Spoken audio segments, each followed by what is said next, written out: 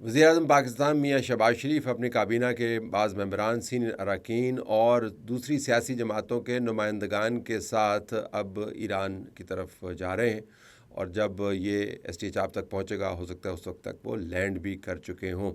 जो मामला है वो उनके शहीद स्पिरिचुअल लीडर, सेंट्रल लीडर, नज़रियाती इमाम ख़ामेनी की तदफ़ीन का है।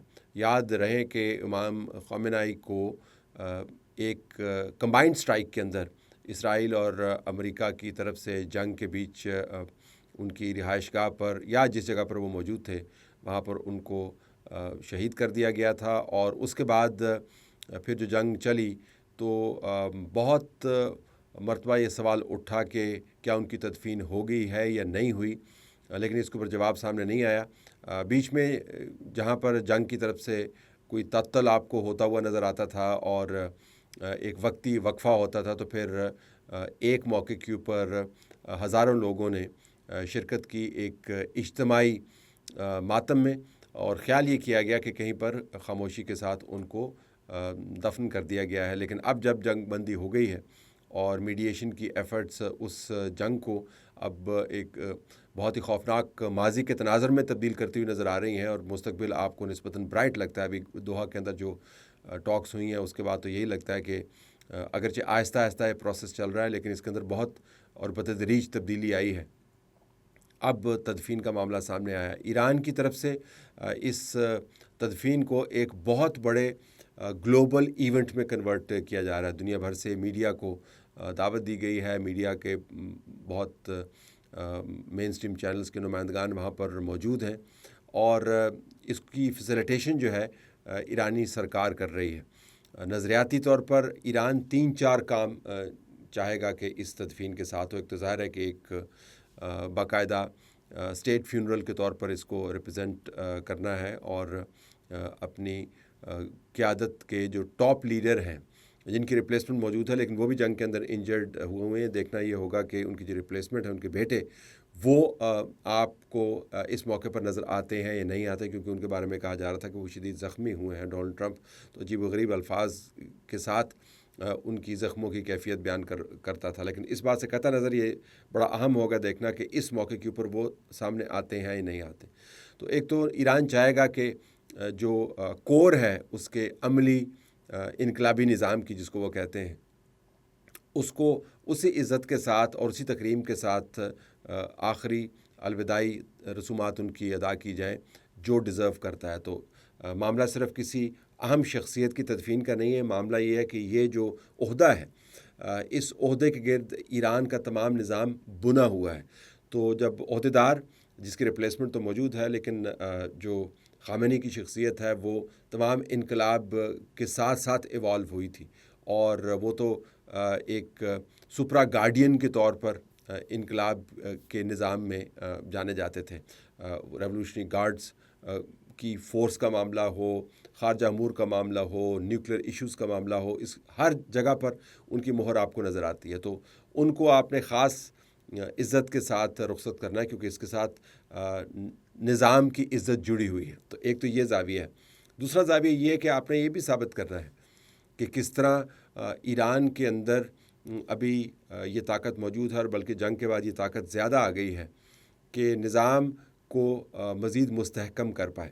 याद रखें कि जब इस जंग का आगाज़ हुआ था तो सबसे ज़्यादा जो लफ्ज़ आपने सुना था न्यूक्लियर के अलावा, बल्कि शायद न्यूक्लियर से भी ज़्यादा, वो था रिजीम चेंज का, निज़ाम की तब्दीली का।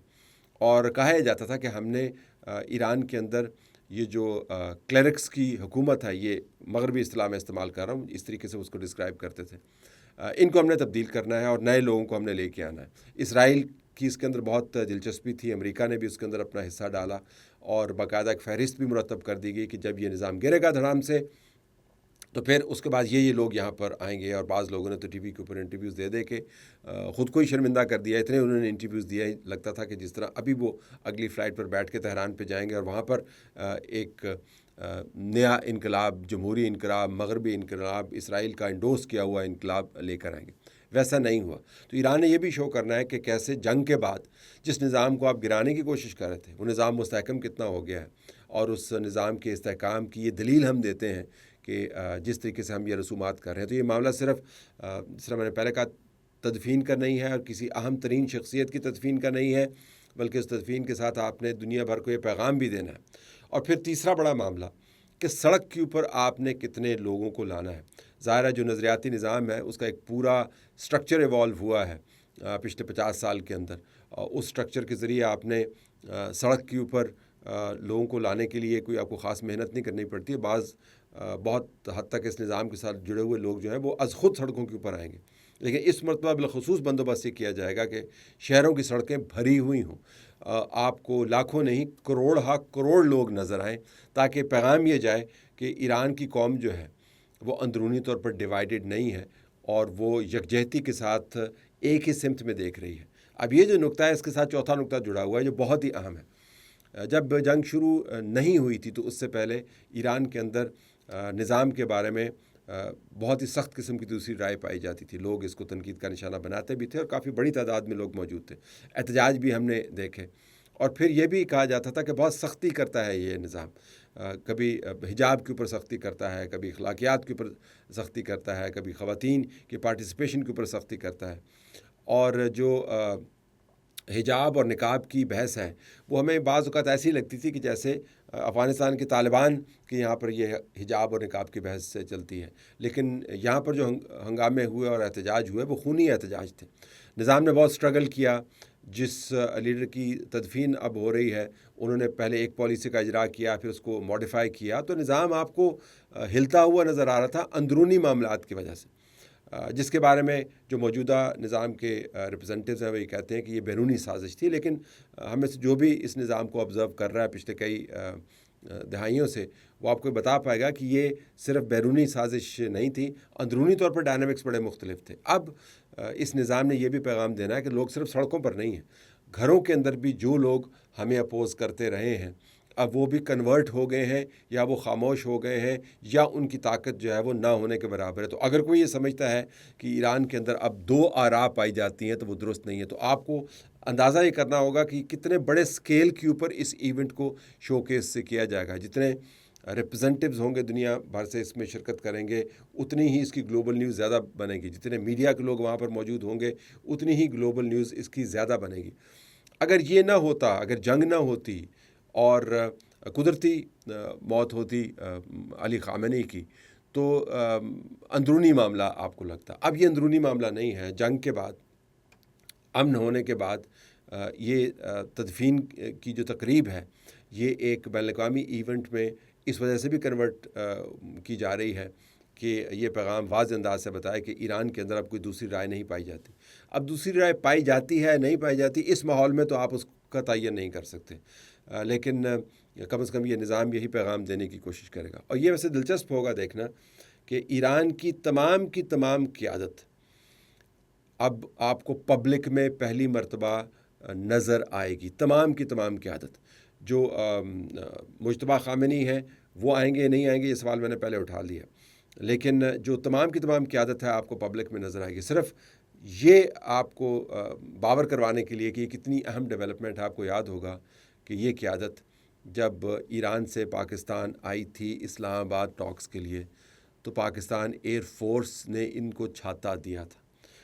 یہ اپنے جو ملک میں سے اپنے رہائش گاہوں میں سے نکلنے سے پہلے ٹاکس کے تناظر میں پہلے ضمانتیں سیکیور کی گئی تھیں کہ ان کے اوپر اٹیک نہیں ہوں گے، کیونکہ اسرائیل نے بہت ہی مؤثر امریکہ کی مدد کے ساتھ بہت ہی مؤثر لیکن انتہائی غیر قانونی اور غیر اخلاقی اسیسینیشن کی کیمپین شروع کی ہوئی تھی. ان کی بہت بڑی تعداد میں ان کی قیادت کو شہید کیا تھا. تو آپ کو حالات کی تبدیلی کا اگر کوئی پیمانہ لینا ہو تو وہ یہ ہوگا کہ کیسے ایک ایسی قیادت جو اپنے آفسز میں سے اپنے گھروں میں سے نکلنے سے پہلے کسی ملک میں جانے کے لیے دوسرے ملک کی پاکستان کی ایئر فورس کے چھاتے کے نیچے آتی تھی، اب وہ قیادت کیسے کھلے عام کروڑوں لوگوں کی موجودگی میں ایک بہت ہی اہم شخصیت بلکہ دور حاضر کی ایران میں اہم ترین شخصیت کی تدفین میں شرکت کرے گی۔